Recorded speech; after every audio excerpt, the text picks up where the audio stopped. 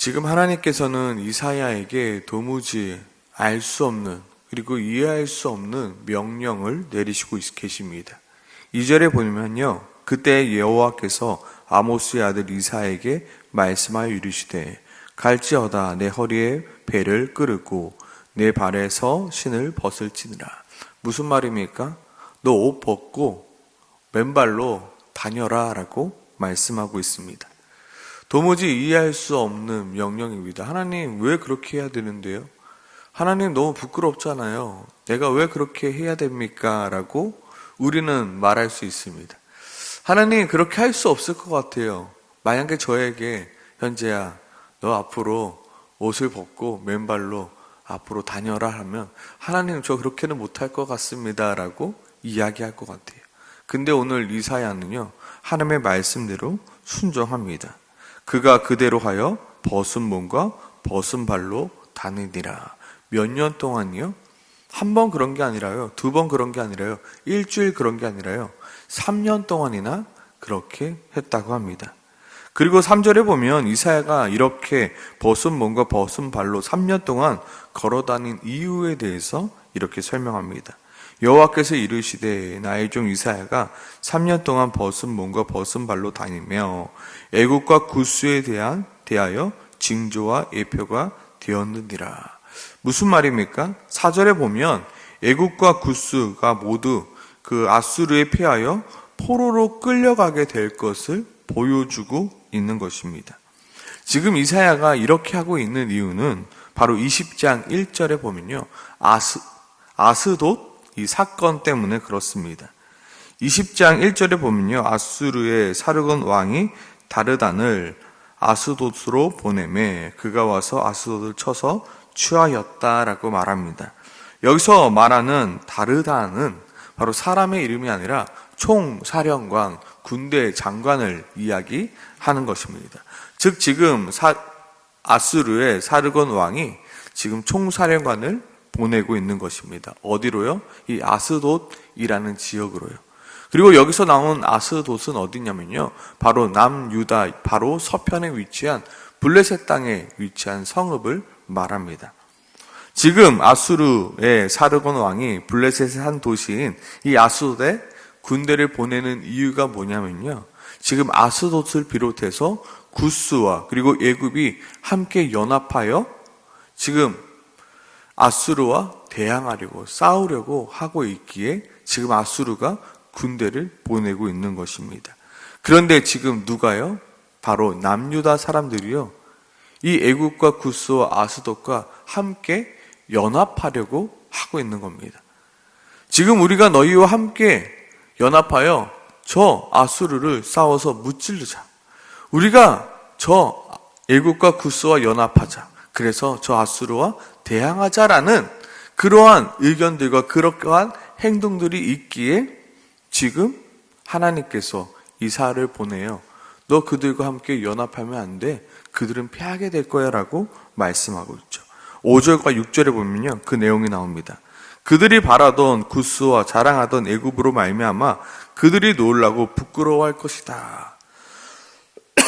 그날에 이 해변 주민이 말하기를 우리가 믿던 나라 곧 우리가 아수르 왕에게서 벗어나기를 바라고 달려가 도움을 구하던 나라가 이같이 되었은즉 우리가 어찌 능히 피하리요. 지금 남유다 백성들은요, 저 애굽과 구스에게 우리가 연합하면 저 아수르를 이길 수 있을 거야. 자, 아수르를 싸우기 위해 그들과 연합하고 하자. 하나님께서는 이사야를 통해서 그거 아니야.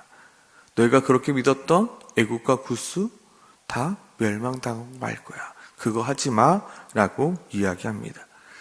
이스라엘 백성들은 이해할 수 없습니다. 하나님 도대체 무엇하고 계시나요?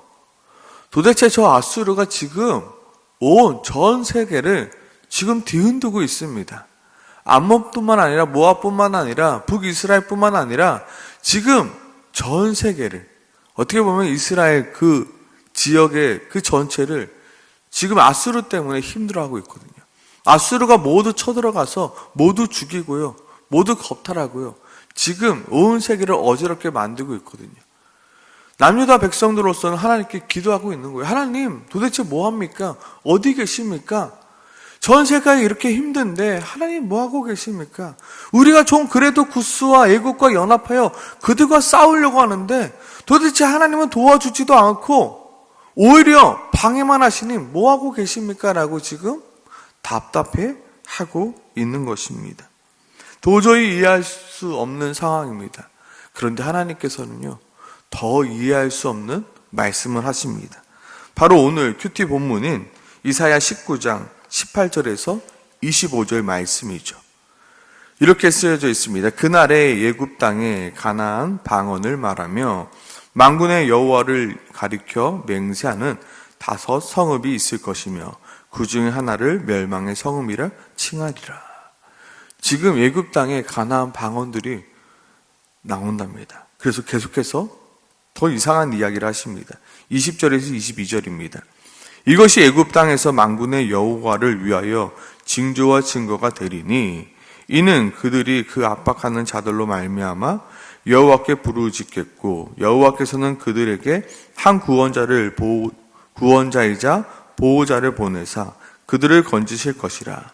여호와께서 자기를 애굽에 알게 하시리니 그날에 애굽이 여호와를 알고 재물과 예물을 그에게 드리고 경배할 것이요 여호와께서 소원하고 그대로 행하리라.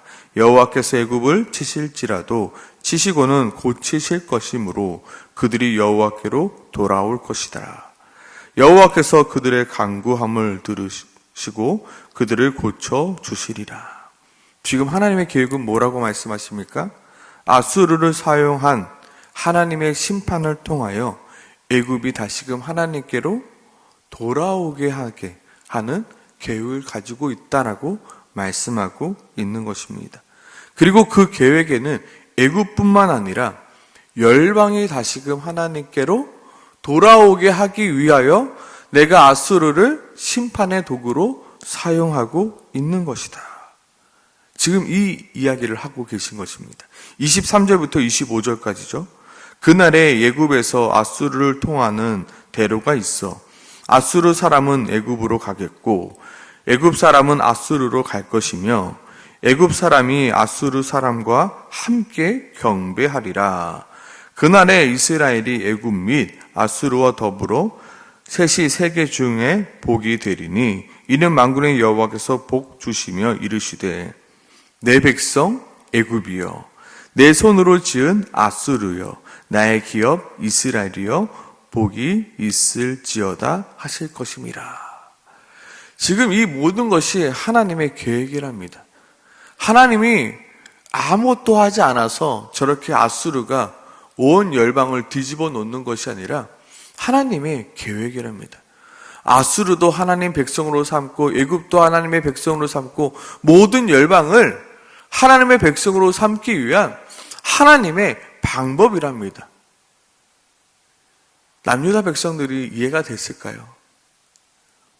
저는 하나님 그게 무슨 하나님의 방법이십니까? 아니 웬 이렇게 힘들고 어려운 방법으로 그렇게 만들어 가십니까? 더 멋진 방법 없으십니까?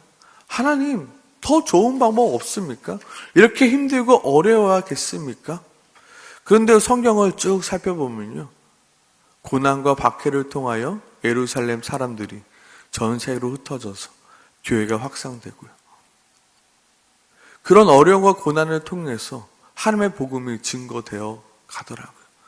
그것이 하나님의 방법이더라고요.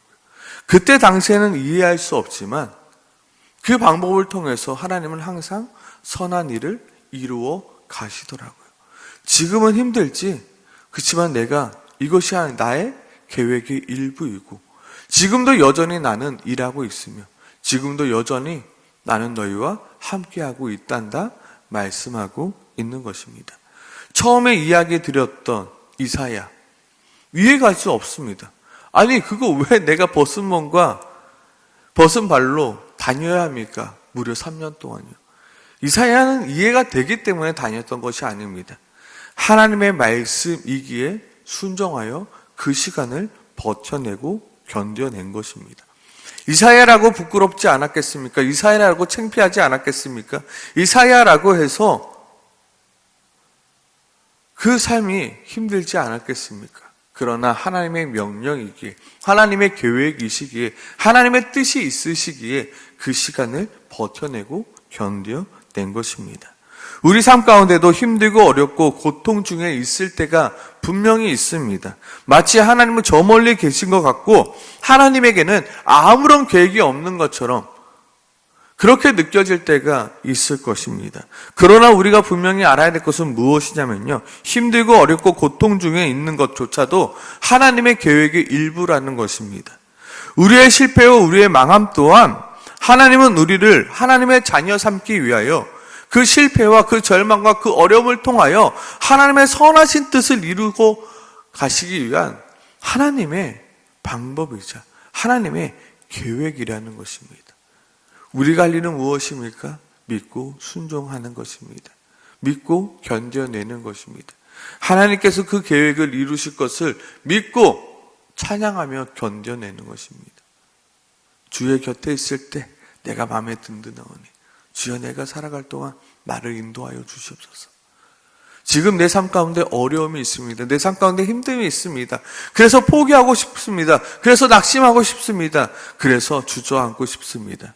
그러나 내 삶의 이 어려움조차도 하나님의 선한 계획을 위한 하나님의 뜻임을 내가 믿음으로 내가 찬양하겠습니다.